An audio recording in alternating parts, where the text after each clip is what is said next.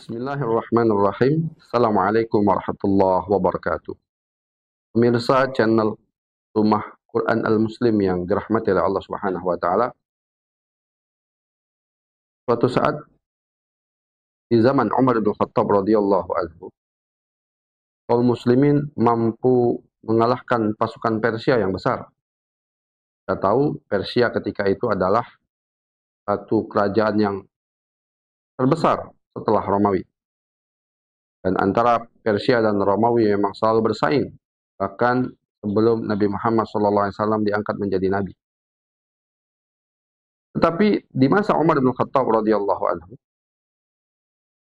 kerajaan Persia yang begitu besar dan hebatnya di masa itu kemudian ditaklukkan oleh para sahabat Nabi SAW. Salah satu perang yang terbesar adalah disebut dengan Perang Qadisiyah, yang mana kaum muslimin dipimpin oleh Sa'ad bin Abi Waqqas radhiyallahu anhu mampu menaklukkan pasukan Persia yang sangat besar dan kemudian membuat rajanya, yaitu Yazdigrid, melarikan diri dari Madain, dari istananya yang berada di sebuah kota yang sangat terkenal ketika itu yang bernama Madain. Maka akhirnya orang-orang Persia terpaksa kemudian takluk dan tunduk di bawah pemerintahan Islam. Kaum muslimin kemudian membuat perjanjian kepada mereka bahwasanya mereka hidup damai di dalam kekuasaan kaum muslimin, bebas untuk mempraktekkan agamanya, bebas untuk berdagang, berusaha, semua harta dan keluarga mereka dijaga oleh kaum muslimin, tapi mereka mempunyai kewajiban, apa itu membayar jizyah, membayar pajak setiap tahunnya. Pemirsa yang dirahmati Allah Subhanahu wa taala. Tetapi ada seorang pangeran Persia, dan dia seorang pemimpin Persia pada zamannya yang bernama Hormuzan. Hormuzan ini pangeran Persia yang sangat terkenal. Dan ketika kaum muslimin ini kalah, dan ketika Persia ini kalah, Hormuzan melarikan diri dari satu negeri ke negeri yang lain, dari satu negeri ke negeri yang lain. Sampai ketika itu akhirnya Hormuzan memprovokasi orang-orang Persia yang lain untuk memberontak kepada kaum muslim. Akhirnya terjadilah pemberontakan, jadi peperangan, beberapa sahabat terbunuh, tapi akhirnya mampu ditaklukkan kembali oleh kaum muslim. Hormuzan lari lagi, negeri yang lain lagi. Maka di negeri yang baru pun akhirnya Hormuzan tetap melakukan pemberontakan sampai akhirnya Hormuzan mampu dikalahkan dan sampailah dia di satu tempat, di sebuah benteng yang dia tidak bisa berbuat apa-apa lagi, sampai kemudian akhirnya dia meminta agar dia tidak dibunuh, tetapi ia ingin dijadikan tawanan saja dan ia ingin menghadap kepada Khalifah Amirul Mukminin Umar bin Khattab radhiyallahu anhu. Kaum muslimin menyetujui apa yang dia inginkan. Akhirnya dia dibawa oleh dua orang sahabat yang mulia, Anas bin Malik dan Ahnaf bin Qais radhiyallahu anhuma, ke Madinah. Maka dibawalah Hormuzan ini untuk menemui Umar di Madinah. Sebelum masuk Madinah, para sahabat kemudian memakaikan Hormuzan pakaian kerajaan Persia yang sangat indah. Hingga kemudian ketika masuk ke dalam kota Madinah, orang-orang di Madinah, anak-anak kecil dan yang lain melihat pakaian tersebut dengan begitu kagum saking indahnya. Dan untuk menandakan kepada kaum muslimin bagaimana keindahan yang begitu dibanggakan oleh orang-orang Persia ini, hari ini tertunduk lesu di hadapan orang-orang yang beriman, di hadapan para pengikut Rasulullah SAW.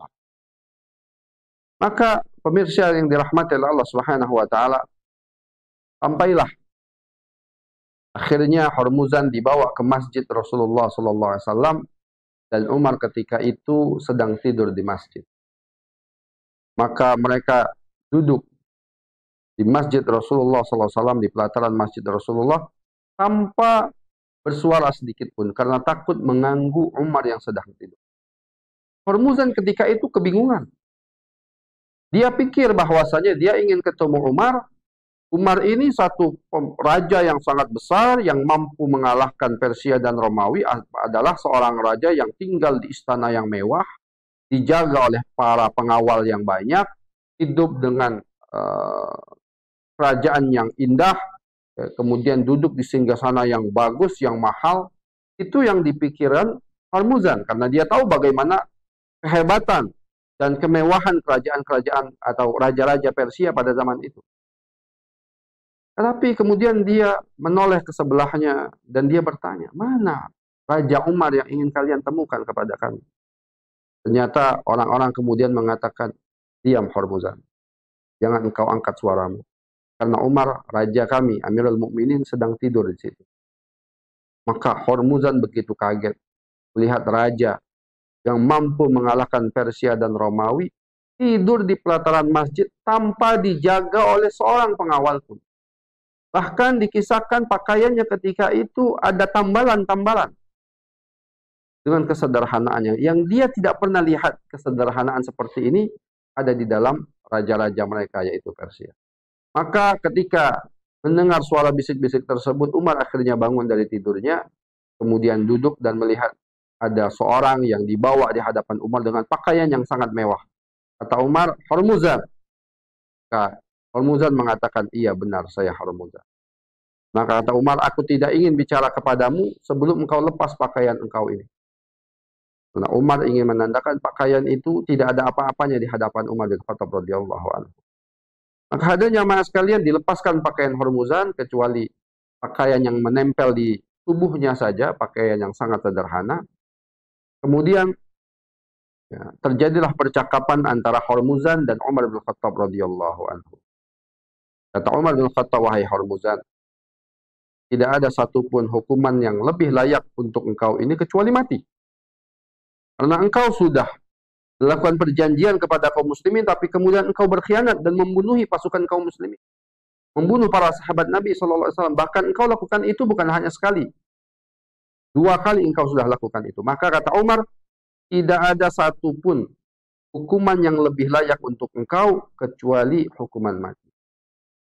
Maka kata Hormuzan ketika itu, wahai Umar, sebelum aku mati, bolehkah aku meminta satu keinginan sebelum engkau membunuhku? Kata Umar bin Khattab, boleh. Apa yang engkau minta? Maka kata Hormuzan, wahai Umar, aku ingin minum segelas air. Maka kata Umar bin Khattab, ambil air segelas, berikan dia minum.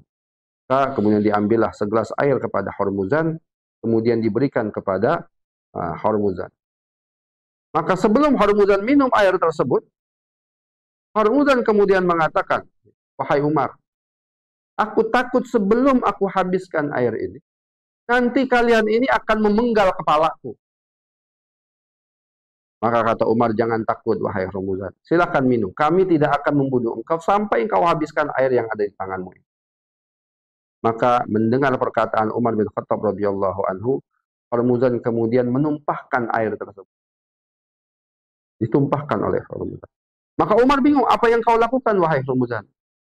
Maka kata Hormuzan, wahai Umar, sungguh tadi engkau sudah mengatakan satu kalimat yang menjamin keamananku. Umar bingung. Kapan aku tidak menjamin keamanan? Tadi engkau katakan bahwasanya engkau tidak akan membunuhku sampai aku habiskan air ini. Tapi sekarang aku sudah buang air ini sehingga engkau tidak bisa membunuh karena aku tidak minum air yang aku sebutkan tersebut. Umar marah.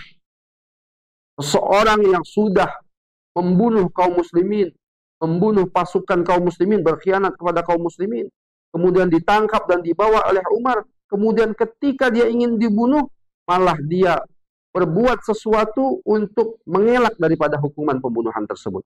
Dia menipu Umar bin Khattab radhiyallahu anhu. Umar begitu marah. Tapi kemudian ketika Umar bertanya kepada para sahabat yang lain, ketika itu ada Anas bin Malik di situ. Kata Anas bin Malik, wahai Umar, memang yang dia katakan benar, engkau sudah menjamin dia. Engkau katakan bahwasanya engkau tidak akan bunuh dia sebelum dia habiskan air itu. Ternyata airnya dibuang, maka engkau tidak bisa membunuh dia. Maka Umar bin Khattab resah, gelisah, bagaimana bisa ini untuk membiarkan hidup seseorang yang sudah membunuh pasukan kaum muslimin. Maka akhirnya Umar masuk ke dalam masjid, kemudian berwudu. Karena ketika marah, kaum muslimin dilarang marah kecuali kemudian mereka mengambil wudu. Kemudian Umar wudu dan kembali lagi menghadap Hormuzan.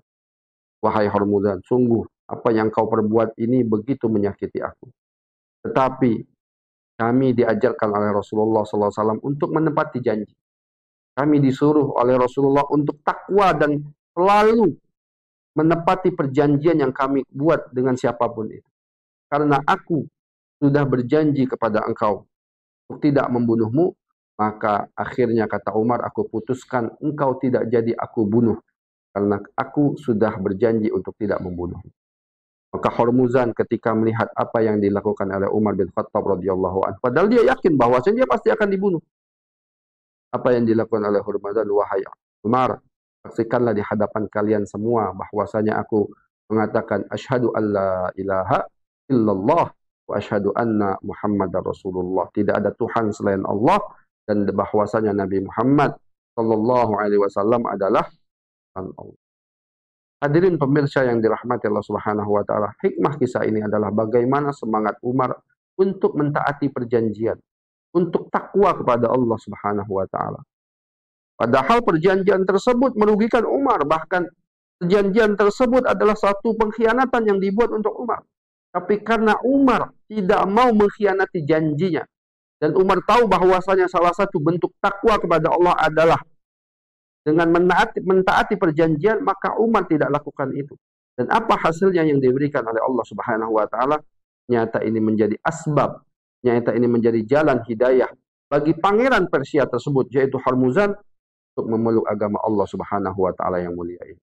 Ini saja dari saya, kurang lebihnya mohon maaf. Akhirul kalam. Assalamualaikum warahmatullahi wabarakatuh.